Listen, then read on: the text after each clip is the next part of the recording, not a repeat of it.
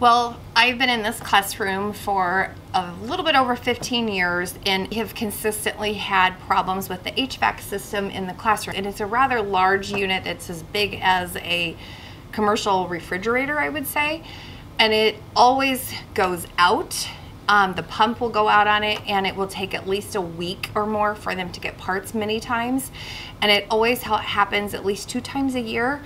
And it's when it's usually extremely hot outside or extremely cold.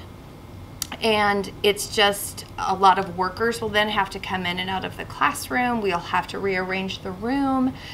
And some of the equipment that they use when they have to repair it, we can't be in the classroom when they're repairing it.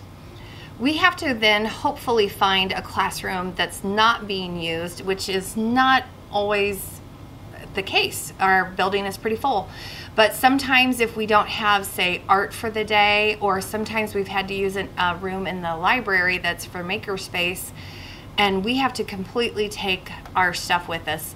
Pretty much everything besides the desks is what we end up moving down.